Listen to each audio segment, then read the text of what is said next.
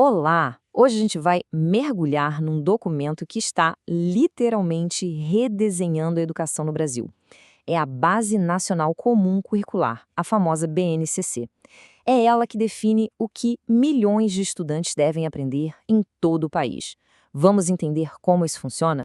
Bom, para começar, vamos direto ao ponto com a pergunta de US$ 1 milhão. Essa questão, sabe, ela está no centro do debate sobre educação no Brasil há décadas. E é exatamente esse o desafio que a BNCC se propõe a encarar. E o motivo dessa pergunta ser tão importante é este aqui. O Brasil é um país de contrastes gigantescos. A realidade de um estudante numa capital do Sudeste é completamente diferente da de um estudante numa comunidade rural lá no Norte. Os recursos, as oportunidades, tudo muda. É dessa desigualdade que a gente parte para entender por que a BNCC existe. Então, vamos analisar como essa questão toda virou um desafio em escala nacional, que acabou exigindo uma resposta bem estruturada. E essa resposta foi a BNCC. A gente pode pensar nela como um grande mapa curricular para o país inteiro. Mas atenção, ela não é um currículo pronto, fechado. É mais uma referência obrigatória que define um patamar mínimo de conhecimento e de habilidades que toda escola, seja pública ou privada, tem que garantir para os seus alunos. Agora, uma coisa bem interessante é que a BNCC não surgiu do nada, de uma hora para outra. A sementinha dela foi plantada lá em 1988, com a Constituição. Depois, em 96, a LDB reforçou essa necessidade de ter uma base comum.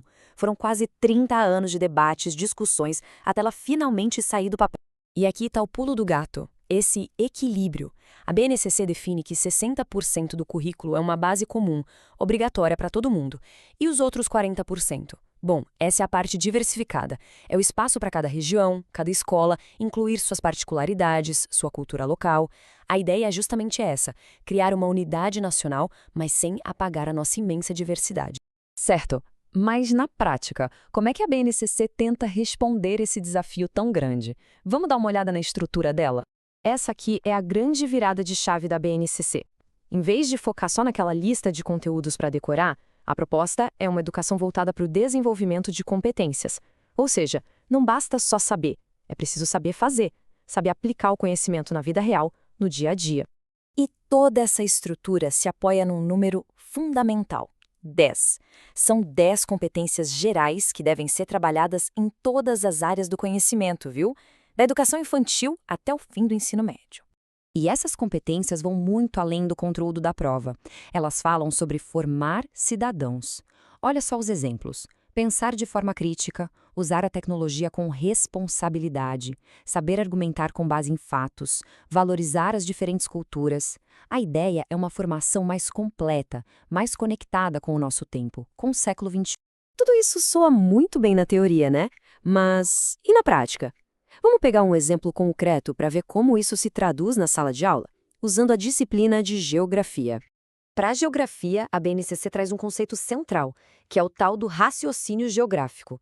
O foco não é mais só decorar capitais e rios. A ideia é entender como o espaço é produzido, como as pessoas interagem com o ambiente e como usar ferramentas, tipo mapas, para fazer uma leitura crítica do mundo.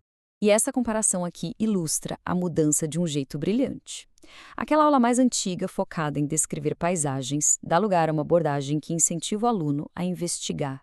Por que a minha cidade é assim? Como uma decisão lá do outro lado do mundo afeta o meu bairro? A proposta é essa: conectar a vida do aluno com o mundo. Claro, como toda grande mudança, a BNCC não é um consenso. Ela gerou e ainda gera muito debate. Então vamos olhar de forma equilibrada para os principais pontos dessa discussão toda. De um lado, quem defende a base destaca o potencial de garantir mais equidade e de modernizar o currículo. Do outro, os críticos apontam alguns riscos. Por exemplo, uma educação focada demais em preparar para o mercado de trabalho e não numa formação humana mais ampla. E claro, tem o desafio prático: como implementar isso em escolas sem infraestrutura. E a polêmica da redução de espaço para matérias como sociologia e filosofia no ensino médio. É um debate complexo. E tudo isso nos leva para a conclusão. A BNCC não é um ponto de chegada. Na verdade, ela é o começo de uma nova fase para a educação brasileira. E essa citação resume tudo perfeitamente. Um documento, por melhor que seja, não transforma a realidade sozinho. O sucesso da BNCC depende de investimento, de infraestrutura, de formação de qualidade pros professores e, principalmente, da valorização desses profissionais, que são quem faz a coisa acontecer lá na ponta.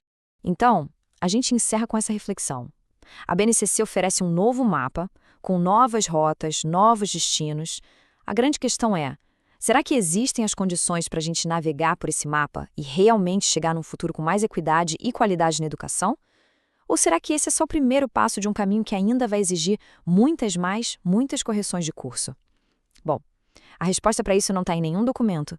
Ela está sendo escrita agora, nesse exato momento, nas salas de aula de todo o Brasil.